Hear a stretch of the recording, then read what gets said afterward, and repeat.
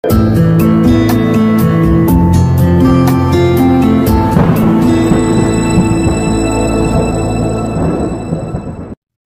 ng bawat isa na magkaroon ng masaya at maligayang pamilya.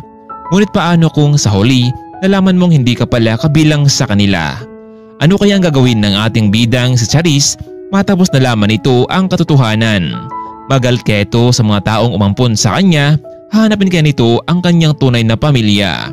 Kaya mga kaibigan, tara, muli niyo akong samahan sa isa namang kwentong pagkapulutan natin ng aral. Pero bago tayo magpatuloy kaibigan ay huwag kalimutang mag-like at mag-subscribe. Simulan na natin ang kwento. Kuya, itabi niyo naman po ako dito. Bumaba itong si Charis sa jeep noong nasa tapat na ito ng kanilang eskwelahan. Isang taon na lamang at magpapatapos na ito sa kolehiyo sa kursong Business Administration sa isang sikat at kilalang universidad. Alam niyang pagkatapos nito ay makatulong na siya sa kanyang mga magulang, lalo na sa kumpanyang kanilang pinagmamay-ari. Kaya labis ang kanyang pasalamat dahil mapalad ito na nagkaroon ng isang responsabling mga magulang. Sa kanyang paglalakad bago pumasok sa loob, napalingon ito sa kanyang likuran. Tumawag kasi ang kanyang matalik na kaibigang si Trisha. Si Trisha na ang naging kaibigan nito mula noong nasa high school pa lamang sila. Magkasama ang dalawa sa lungkot at saya, lalo na sa salitang pag-ibig. May naliligaw kasi noon kay Trisha. Mabuti na lamang at natuklasan ni Charis na niloko pala ng lalaki ang kanyang kaibigan. Kaya mula noon, hindi na muling nagmahal pa ang dalaga, sa halip ay tinuon na lamang nito ang pag-aaral sa kanyang panahon. Charis, nakita mo ba ang nakita ko? Ano naman Trisha? Yung gwapong lalaki na sa kabilang section na yun oh. Nakatingin naman sa'yo Charis. Ay nako Trisha, huwag mo siyang pansinin. Besh, hindi ka ba nagwapuhan sa kanya? Trisha, kung gusto mo siya, sa'yo na. Charis naman, alam mo namang ayaw ko na muna sa ganyang mga bagay, hindi ba? Tingnan mo, papalapit siya dito. Excuse me, Miss Mendez? Pwede ba kitang mabitahan sa isang special okasyon mamayang gabi? Huwag kang mag-alala dahil kasama mo naman yung kaibigan mong si Trisha eh. Teka lang, paano mo nalaman ang pangalan ko? Trisha, huwag mo sabihing… Oo na. Ito kasing si Rafael eh, ang kulit eh. Gusto niyang malaman ang pangalan mo. Pero… hindi naman masama, hindi ba? Trisha, hindi ba ikaw nagsabi sa akin na ayaw mo na sa mga lalaki? Oo nga, sinabi ko yun, pero masama bang may gustong makipagkilala sa kaibigan ko? Sige na Charis, huwag kang mag-alala dahil sa damit niyo at make-up, ako nang bahala sa inyo. Teka lang, ano bang okasyon meron? Ipagdiriw ko kasi yung ika-21 taong gulang ko na kaarawan. Nako besh, di mo pala ni Rafael? Oo, dibo ko at ikaw sana yung napili ko para sa isang special dance ko kung ayos lamang sa'yo. Pastansya na Rafael, kailangan ko kasi muna magpaalam sa mga magulang ko.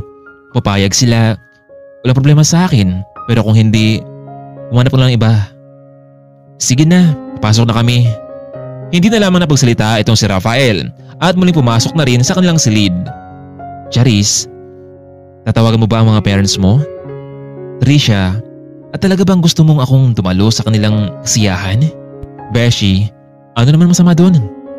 Trisha, alam ko ang ugali ng lalaking iyon. Isa siyang babaero. Paano na lamang kung lahat ng naging girlfriend nito ay doon nagkita, baka madamay pa ako? Beshi, bakit ganun na lamang ang galit mo sa kanya, sa lalaking yun? Naging kayo ba dati? Kami? No way! Alam mo, hindi ko makalimutan ang pangyari noon. Nakita ko siyang may kalampungang babae. Siya pang may ganang nagalit sa akin. Beshi, matagal ng panahon yun. Malay natin, nagbago na siya. Hindi na siya dating Rafael na nakilala mo. Matapos na kanilang klase, lumabas na ng kanilang silid-aralan ang dalawa. Laking gulat ni Charis dahil nakaabang at naghintay pa rin itong si Rafael sa kanya. Ano Miss Mendez? Nakapagpaalam ka na ba sa parents mo? Mr. Rafael Cruz, ano bang intensyon mo? Bakit ako ba? Sa dami naming babae na nakarelasyon mo, wala ka bang napili? Hindi naman sa ganun Charis, pero nagbakasal lamang ako na pumayag ka. Oo, inamin ko noon na marami akong naging karelasyon, pero lahat sila hindi ko mapagkatiwalaan eh. So, mapagkatiwalaan pala ako samantalang hindi mo naman ako lubusang kilala. Beshi, pumayag ka na. Di ba first time mo rin namang makaranas ng ganito? Risha, isa ka pa. Sige na nga, Basta itong tatandaan mo, Mr. Cruz. Ayaw ko ng gulo. Oo naman, Charis. Maasahan mo ako. Sige na. Uwi mo na kami para mag-ayos. Hindi na. Hindi ba ang sabi ko na ako nang bahala sa yung dalawa? Alam nyo kasi, mahinar na akong makeup artist na para sa yung dalawa. Beshi, talagang pinaganda ni Rafael ito. Mr. Rafael, kailangan ko munang paalam sa mga magulang ko bilang respeto sa kanila. Sige, Charis. Mamayang hapon na lamang ay sunduin ka ng driver namin. Nagpatuloy na lamang sa paglalakad ang dalawa. Masyadong excited itong si Tricia samantalang may kaba naman itong si Charis. Samantalang nag-uusap naman ang mag-asawang Orlando at Carla sa magiging successful career ng kanilang anak sa kabila man ng mga pagsubok na dumating sa kanilang buhay noon. Bakit ka pa nag-alala dyan sa anak natin, Carla? Nasa tamang edad na itong si Charis at balang araw ay bubuo rin siya ng pamilya. Ewan ko ba, Orlando? Hindi ko alam hindi ako mapakali kapag nawala sa atin ang anak natin. Bigla na lamang napayakap itong si Carla sa kanyang asawa. Dad? Ma'am? Nandito na po ako. Bakit parehas umiyak kayong dalawa dyan, ma'am? Dad? Meron bang problema? Wala naman, Charis. Naalala lang namin ng daddy mo yung kabataan mo. Paano kung dumating ang panahon na iwan mo kami? Ma'am, Dad, bakit naman yun naisip yun? Ma'am, Dad, hindi po mangyayari yun dahil mahal ko po kayo. Siya nga pala, Dad. Meron po kasi nag-imbita sa amin na dumalo sa isang espesyal na okasyon. Kasama ko na po si Tricia. Anak, sino naman ang nag-imbita sa'yo? Si Rafael Cruz po, yung dati namin kaklase sa high school. Anak, ikaw ang bahala. Malaki ka na. Basta mag-ingat ka lamang, ha? And know your limitations, okay? Yes, Dad, I know it. Salamat, Dad, sa pagpayag. Ilang oras lamang ang nakalipas, dumating na ang sasakyang susundo kay Charis. Isang mamahaling sasakyan ang nasa kanilang harapan ngayon. Dad, Ma'am, alis na po ako. Tuloy na nga umalis ang dalaga. Samantalang hindi naman mapakali itong si Carla kung bakit nagawang pumayag nitong si Orlando na umalis ang anak. Naging abala naman ang pamilya ni Rafael sa pag-asikaso sa naturang okasyon. Alam nilang karamihan sa dadalo ay ang mga kumpare at ilang kasosyo nito sa trabaho at yun ang kanilang pinaghandaan. Dumating na nga sina Charis sa isang napakalaking mansyon na ngayon lamang niya ito makita sa buong buhay niya. Napakayaman pala ng mga magulang ni Rafael. Yun ang unang pumasok sa kanyang isipan. Pagbaba niya ng sasakyan, agad nitong sinalubong ng isang makeup artist na hinire ni Rafael. Agad siya nitong dinala sa isang silid para ayusan. Kasama nito ang ilang mga kababaihan. Tricia, ang galing mo naman. At talaga bang nauna ka pang magpaganda sa akin? Hindi mo lang ako tinawagan kung narito ka na. Beshi, alam ko namang pupunta ka rito kaya nga inahanap kita dito. O siya nga pala, it's your turn. Hinintay na talaga kita dito Tricia, baka naman kasabot ka sa plano na to. Beshi, ano ka ba? Ako kasabot? Hindi pwedeng nauna lamang ako sa dito? Hay nako, o siya. Umupo ka na dito para naman masimulan natin ang new look mo. Matapos umupo itong si Charis, nagsimula na siyang ayusan. Samantalang nasa harapan nito ngayon ang isang kakaibang gown na bagay sa kanya. Hindi niya lubos maisip kung bakit niya ito ginagawa samantalang wala naman silang koneksyon sa binata mula noong high school pa lamang sila.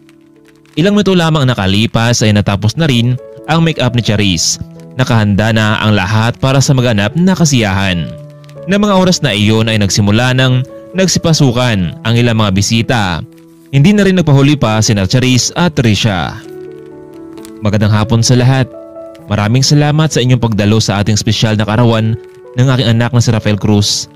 At sa pagkakaalam ko ngayon ay meron siyang magandang balita para sa aming pamilya.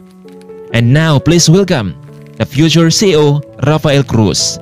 Biglang lumapit itong si Rafael habang nagpalakpakan ang mga bisita.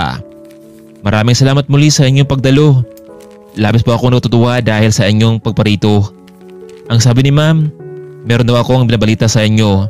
Di ko alam kung magustuhan nyo ito sa lahat lalo na kay Ma'am at Dad. Maraming salamat dahil pinanglakan din ako ng mga kaibigan at dati kong kaklase.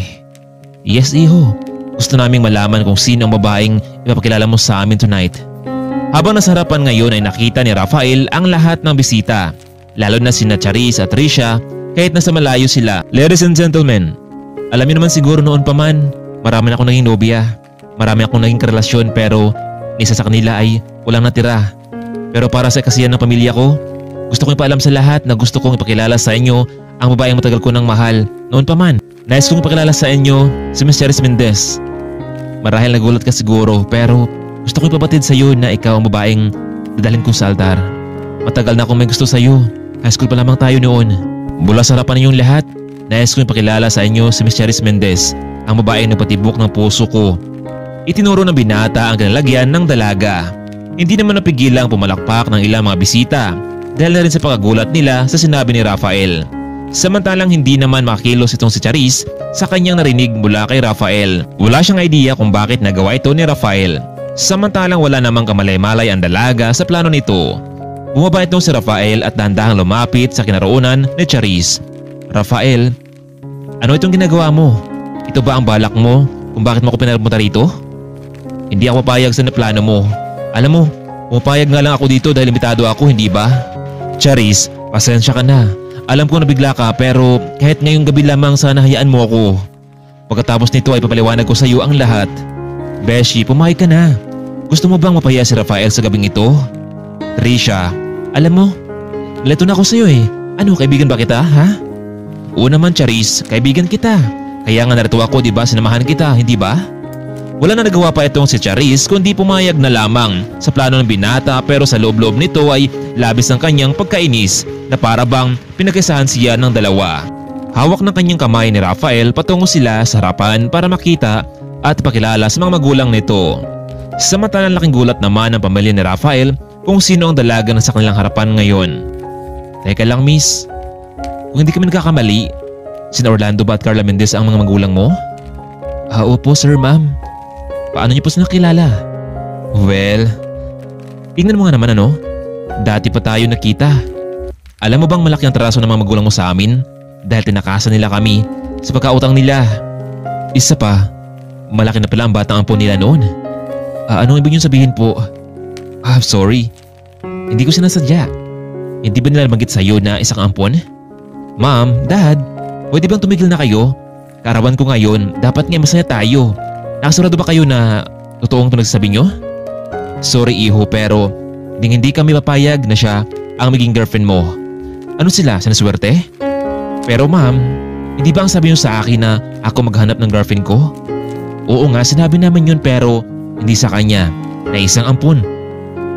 Ang mabuti pa miss, para hindi ka mapahiya, umuwi ka na lamang sa inyo at huwag ka nang mapakita sa amin dahil hindi ka namin tanggap. Naintindihan mo ba? Napayak na lamang itong si Charis. Hindi dahil sa pinagsasabi ng mga ito kundi sa kanyang nalaman na isa pala siyang ampon. Trisha. Oo Beshi, ano nangyari? Trisha, kailangan natin umalis dito. Hindi tayo kabilang sa kanila. Teka friend, ano ba talaga nangyari? Sabi mo nga sa akin. Trisha, pakiusap, umalis tayo dito. Okay sige, alis na tayo. Wait Charis, huwag mo naman kayong umalis. Para saan pa Rafael? Ginawa mo lang naman akong panakibutas hindi ba? Isa pa, hindi ko rin masikmura ang pag-ugali ng mga parents mo. Tuloy na umalis itong si Charis at Trisha. Habang nasa kanyang taxi patuloy ang patak ng mga luha sa kanyang mga mata dahil sa kanyang natuklasang lihim ng mga magulang. Charis, ayos ka lang ba? Hindi ko alam Trisha kung magalit ako sa mga magulang ko. Bakit na ito lihim sa akin? Samantalang karapatan ko naman di ba na malaman totoo? Beshi, baka naman naghanap ka ng paraan o panahon para sabihin siya totoo. Trisha, isa pa. Bakit nagawa ni Rafael yun? Akala ko ba bista lamang tayo dito pero pinakilala ko na kasintahan niya. Friend, ayos ka na ba talaga? Tawagan lamang kita ha kapag nakarating ako sa bahay. Sige Trisha, pasok na sa loob. Pagpasok nito sa kanilang tahanan ay darat na nito ang mga magulang niya sa may sala. O iha, ang ganda mo naman sa suot mo ngayon ha. Pero bakit ang aga mo yatang umuwi ngayon? Umiyak ka ba? Dad, Ma'am. Kilala niyo ba si Mr. Cruz? Ang mga magulang ni Rafael? Ang sabi nila meron daw kayong pagkakautang sa kanila na hindi niyo nabayaran. Nabayaran namin yun Charis. Pero noong nasa kami nila yung pera biglang may dumating na mga armado at kinuha ang pera sa amin. Hindi naman namin kasalanan yun eh. Kami pa nga ang pinagbintangan niya nakasabuhat pero wala silang ebidensya. Baka nga sila ang gumawa nun eh. Dad, Ma'am, totoo ba talagang anak niyo ako? Oo naman Charis, bakit? Dad, ang sabi ni Mr. Cruz na hindi niyo raw ako totoong anak. Ampon niyo lamang ako. Sabihin niyo pang totoo. Gusto kong malaman. Liwanagan ako. Charis, kung hindi ka pa namin tunay na anak, hindi ka na namin pinaaral pa ng mami mo. Di ba Carla? Tama na Orlando. Sigurong ito na ang tamang panahon para malaman ni Charis ang lahat. Alam mo Charis, 19 na taon na ang nakalipas. Nagsilang ako ng isang anak namin Orlando. Pero sa kasamang palad ay lumabas siyang wala ng buhay. Hindi ko matanggap yun. Kaya naisip namin na mag-ampon na lamang ng ibang bata bilang kapalit sa namayapa namin anak. Alam mo, meron kami ng sabayang babae sa kwarto noon. Hindi niya matanggap na nagkaroon siya ng anak sa maling lalaki. Paniguradong kapag nalaman ito ng kanyang mga magulang ay baka hindi siya ito tanggap. Kaya kinausap namin ng babaeng iyon at pumayag siya na kupkupin namin ang kanyang anak. Kaya kami rin nagbayad sa kanyang hospital bill. Kaya kahit masakit man sa akin ang lahat, kahit mahirap man sa akin kalimutan ang totoong nangyari, tinanggap ko na lamang ang lahat dahil dumating ka sa buhay namin ng daddy mo. Mula noon, hindi na namin alam kung nasaan ang babaeng iyon. Sorry Charis kung nilihim namin ng daddy mo ang pagkatao mo. Pero mahal kita. Mahal ka namin. Hindi ba naalala mo na lahat ng kailangan mo ay binibigay namin dahil mahal ka namin anak? Alam naming may karapatan kang umalis sa poder namin. Sino ba naman kami? Ma'am, hindi ko naman po kayo sinisi. Ang totoo, paano kung hindi kayo ang nakasagip sa akin? Hanggang ngayon ba ay buhay pa kaya ako? Maging ganito kaya ang buhay ko? Kaya dad, ma'am, kahit malaman ko ng totoo, magbabago ang patingin ko sa inyo. Kayo ang naging dahilan kung bakit ako nakapag-aral. Kaya ako ang dapat na magpasalamat sa inyo at mayroong malaking utang na loob. Maraming salamat ma'am, dad. Walang magbabago sa relasyon natin bilang isang pamilya. O siya nga pala anak, kumusta naman ang okasyon na pinunta niyo kanina? Naku ma'am, hindi kami nababagay sa lugar na iyon. Masyadong mababa ang tingin sa amin, lalo na ang mga magulang ni Rafael. Maya-maya pa may tumawag sa phone nitong si Charis. Hindi niya alam kung sino ang tumawag sa kanya. Pero pumasok sa kanyang isipan na baka si Rafael ito. Sino to? Charis, pwede ba tayo mag-usap? Sorry sa mga nasabi ng parents ko sa'yo. Pwede ba Mr. Cruz? Tigilan mo na ako. Narinig ko na mula sa bibig ng mga magulang mo kung paano nila ako laitin dahil ba sa ampon ako? Oo, maraming salamat dahil nalaman ko rin ang totohanan. Pero masaya ako dahil tinuring pa rin nila akong tunay na anak. Pakiusap ko sa'yo, huwag ka nang maparamdam pa sa akin. Binaba ni Charis ang tawag samantalang hindi naman napakali itong si Rafael dahil sa ginawa ng kanyang magulang. Rafael, bakit narito ka pa? Di ba it's your big celebration? Huwag mong sabihin na dahil lamang sa babaeng iyon ay magpapapekto ka. Pero ma'am, dapat hindi na sinabi sa kanya para naman hindi siya mapahiya sa harapan ng mga tao. Rafael, hindi ko gusto sa iyo ang babaeng iyon. Isang ampon at walang may pagmalaki sa sarili. Humanap ko lang ng ibang babae na ka-level natin. Pero ma'am, ikaw nagsabi sa akin di ba na humanap ako ng babaeng magpatibok sa puso ko tapos ngayon babawiin niyo? Tama na Rafael, kung ayaw ko wala ka nang gagawa doon.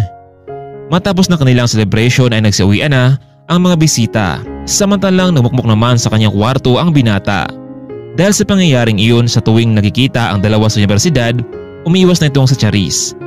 Beshi, talaga bang hindi mo na siya kausapin pa?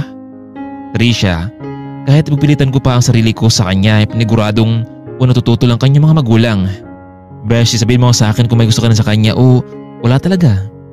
Trisha, sa bagay, gwapo si Rafael. Mabait pero kabaliktaran ang ugali sa magulang nito. Makahanap rin siya ng tamang babae na para sa kanya. Siya nga pala, may bala ka bang hanapin ang tunay mong magulang? Hindi ko alam Trisha, baka hindi ko na mapigilan ang sarili ko kapag nakita ko sila, ang taong walang panindigan sa akin. Pero Charis, hindi ba hindi naman gusto ng magulang mo ang pangyaring iyon? Kaya nga besh, dahil ba sa pinanak niya ako sa maling lalaki kaya gusto niya akong ipaampon? Ilang buwan ang nakalipas, medyo naging tahimik na at tuluyang hindi naparamdam itong si Rafael sa kanya. Kasalukuyang binabaybay ni Charis ang daan habang nakasakay sa isang taxi. Hindi niya nasahang makita ang isang sasakyan na sumalpok sa isang poste at tila wala pang ibang tao ang sumaklolo sa kanya. Kuya, pwede ba nating hintuan ang sasakyan?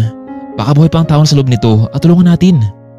Pero ma'am, baka may parte ng ambulansya. Please kuya, baka huli ng lahat.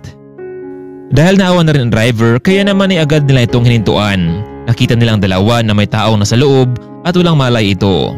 Sa mga oras na iyon ay pilit nilang kinilala ang nasa loob. Napagtanto ni Charis na ang taong iyon ay isang babae at kamukha ito ng ina ni Rafael. Ganun pa man ay hindi sila nag-atubiling dalhin ito sa isang malapit na ospital. Dok, kumusta naman po ang kalagayan ng pasyente? Iha, mabuti na lamang at agad siyang dala dito. Kayo ba ang pamilya niya? Hindi po Dok, pero alam namin kung sino ang pamilya niya. Kung ganun Iha, pwede mo bang papuntin dito ang kanyang pamilya? Agad naman tinawagan ni Charis ang pamilya ng ginang. Hello, sino to? Mr. Rafael Cruz. Sino to? Bakit mo kilala? Si Charis to. Pumunta ngayon din sa ospital dahil narito ang mami mo. Ano? Si mami paano? Basta pumunta ka na lamang dito. Dahil sa sobrang kaba, agad na umalis itong si Rafael. Charis, nasaan si mami? Ano ba nangyari sa kanya? Rafael, patungo sana ako sa eskwelahan. May nakita akong isang sasakyan na aksidente. Hindi ko naman nakala na yun palang mami mo. Charis, maraming salamat sa pagtulong mo. Malaking utang na loob namin sa iyo. Wala yun Rafael. Ganoon naman talaga diba kapag may nangailangan ng tulong ay tutulungan mo. Hindi na naman nakasalita pa ang binata. Ilang oras lamang nakalipas ay nagising na itong si Mrs. Cruz. Rafael, ano nangyari sa akin? Bakit nasa ospital tayo ngayon? Mami, na-aksidente ka. Ma'am, paano nangyari to? Hindi ko lang Rafael. Bigla na lamang akong nahilo. Hindi ko makontrol ang sasakyan kaya bumaga ako sa poste. Salamat anak at dumating ka. No ma'am, hindi ako tumulong sa'yo. Kung ganun anak, sino? Gusto ko siya makita at pasalamatan ang taong tumulong sa akin. Mula sa labas ng pintuan sumilip ang isang babae at pinapasok ito ni Rafael. Laking gulat ng ginang kung sino ito. Anong ginagawa mo dito? Hindi ba sapid kang babae ka? Ma'am, ano ka ba? Si Charis ang sumagip sa'yo at nadala sa ospital. Maraming salamat sa tulong mo. Heto ang pera, tanggapin mo para naman wala na akong panagutan sa'yo. Hindi naman po ako mukhang pera. Tinulungan kita dahil naawa ko sa iyo sa kalagayan mo, tapos ngayon ikaw pa may ganang magalit sa akin. Sige na Rafael, alis na ako. Masaya sana ako dahil nabuti ang kalagayan ng mama mo. Ito lang ang tatandaan nyo, hindi ako gahaman sa pera. Hindi nabili ng pera ang kabutihan ng tao. Umalis na itong si Charis habang naiwan naman ang mag-ina sa loob. Si Rafael, nakita mo ang ugali ng babaeng iyon? Sige na ma'am. Magpahinga muna kayo at kapag naging okay na ay uwi na tayo sa bahay. Hindi nagustuhan ni Rafael ang mga pinagsasabi ng kanyang ina. Ilang araw nang nagdaan ay tuloy na ngang nakalabas ng ospital ang ginang habang nakasakay ito sa sakyang pinagmamaneho ni Rafael. Nakita niya palabas ng isang convenience store itong si Charis. Rafael, pwede bang hinto saglit? May kausapin lamang ako. Pagbaba ng kanyang ina patungo sa convenience store, nakita niya rin si Charis na palabas dito. Agad din niyang sinundan para pigilan ang ina. Charis, sandali lang. Pwede ba tayo mag-usap? Tungkol saan naman po? Kung tungkol po ito sa anak ninyo, ay wala pa akong gusto sa kanya. Lalo na wala akong interes sa pera niyo. Charis, I'm sorry. Alam kong marami na akong pagkamali sa'yo. Ayaw ko lang kasing mapunta sa wala ang pinaghirapan ng aming pamilya. Pero narealize ko na isa kang mabuting tao. Sorry kung nasaktan ko ang puso mo. Hayaan mo, babawi ako sa'yo. Ako na ang kakausap sa anak ko. Alam mo, napagtanto ko na ikaw ang babaeng karapat-dapat sa anak ko. Pwede ko bang mahingi ang phone number mo para naman sa mga sunod na araw ay tatawagan kita? Binigyan naman ni Charis ang kanyang phone number at agad umalis ang ginang pabalik sa kanyang sasakyan. Habang naghintay naman doon si Rafael. Ma'am, ano naman ang sabi mo sa kanya ni Charis? Wala Rafael, umalis na tayo. Kinausap ko lamang siya. Umalis ng sasakyan ng ginang samantalang hindi naman mapaniwala ang dalaga kung bakit biglang nagbago ang paugali ng ginang. Yun naman pala Charis eh. Kahit nagpaalam pa ako sa mga magulang mo, gagawin ko yun. Huwag na Rafael dahil hindi mo sila makikita at makausap pa. Bakit? Nasaan sila? Alam mo, 5 months ago, sabes lang nawala. Iniwan nila ako. Kaya ngayon ako na lamang mag-isa. Wala rin si Trisha. Sumama sa isang long-time boyfriend sa ibang bansa. Kaya nga, Charis, gusto kong bigyan mo ako ng pagkakataon para pakita ko sa iyo at padama ko sa iyo ang totoong pagmamahal. Honestly Rafael, mahal din kita eh. Tinatago ko lamang yun pero deep inside, gusto kita. Sa araw na iyon, muling nanumbalik ang kanilang komunikasyon at dahan-dahan nilang binigyan ng panahon ang bawat isa upang makilala nila ito ng lubos. Di nagtagal ay nagkamabutihan ng dalawa. Ni-enjoy nila ang bawat isa. Charis, narito ako ngayon sa harapan mo dahil gusto kong makasama ka sa hirapan at ginawa. Will you marry me, Charis? Oo naman, Rafael. I will marry you. Oo, ang totoo. Gusto rin naman kita pero ayaw ko lamang kasi noon na pinamukha ako sa mami mo na mukhang pera. Kaya ako nagsumikap kahit na wala namang magulang ko. Pares tayo, Charis. Wala na si ma'am. Iniwan niya ako pero kahit ganun pa man, mahal ko siya dahil siya nang luwal sa akin sa mundong ito. Ganun naman talaga, Rafael eh. Kaya't gaano pa kasama o kabuti na magulang, manatili pa rin silang magulang sa isang anak. Tuloy na ngang nagpakasal sina Rafael at Charis.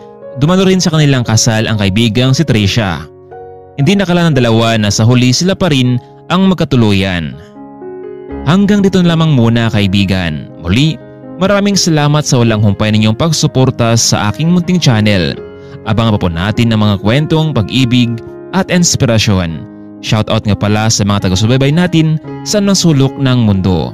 Maraming salamat at paalam.